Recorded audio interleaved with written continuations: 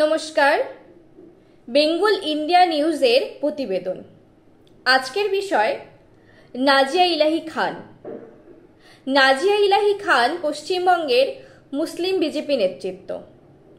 তিনি বিজেপির স্পোকপারসন।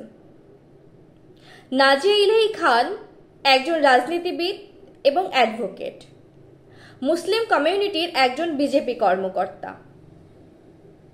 নাজিয়া ইলাহি খান একজন ইন্টারনেট পার্সোনালিটি, একজন প্রখর বক্তা। তিনি একজন নির্ভীক বিজেপি নেতৃত্ব। সোশ্যাল মিডিয়ার সৌজন্যে নাজিয়া ইলাহি খান একজন বহুল পরিচিত মুখ। ভারত, বাংলাদেশ, পাকিস্তান, সৌদি আরব, ইংল্যান্ড প্রভৃতি কান্ট্রিতে তার সুনাম রয়েছে। মূলত তিনি একজন স্পষ্ট বক্তা, নির্ভীক বাগ্মী। একাংশ গোঁড়া মুসলিম শ্রেণীভুক্ত মানুষ তার নামে একাধিক ফতোয়া জারি করেছে, তবুও নাজিয়া ইলাহি খানকে দমানো যায়নি। প্রয়াগে কুম্ভে যাত্রাকালে তার ওপর দুষ্কৃতীদের আক্রমণ হয়, কিন্তু নাজিয়া তাতেও নির্ভীক, অটল এবং স্ট্রেট ফরওয়ার্ড।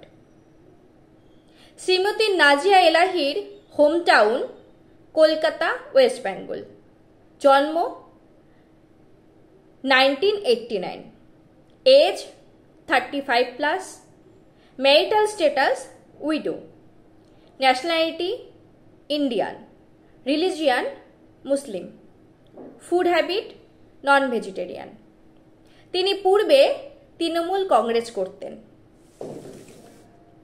তার একমাত্র পুত্র সন্তান জমির খান, তিনিও অ্যাডভোকেট। নাজিয়া ইলাহি খান বিজেপির মাইনরিটি সেলের স্টেট কমিউনিটির মেম্বার। তিনি রেডিকাল ইসলামের বিরুদ্ধে কথা বলেন এবং যুক্তিযুক্ত তথ্য দেন। তার তথ্য যুক্তি এতটাই প্রখর যে রেডিকাল ইসলাম গ্রুপ তার বিরুদ্ধে জিহাদ ঘোষণা করে রেখেছে, যদিও শ্রীমতী খানের এসব বিষয়ে কিছু আসে যায় না। নিন্দুকের কথাতে তিনি ইগনোর করেন। তবে তিনি একজন যুক্তিবাদী মুসলিম, নিষ্ঠাবান মুসলিম। সুপ্রিম কোর্ট লয়ার নাজিয়া ইলাহি খান মুসলিম সমাজে গোঁড়ামি নিয়ে সর্বদা কথা বলেন।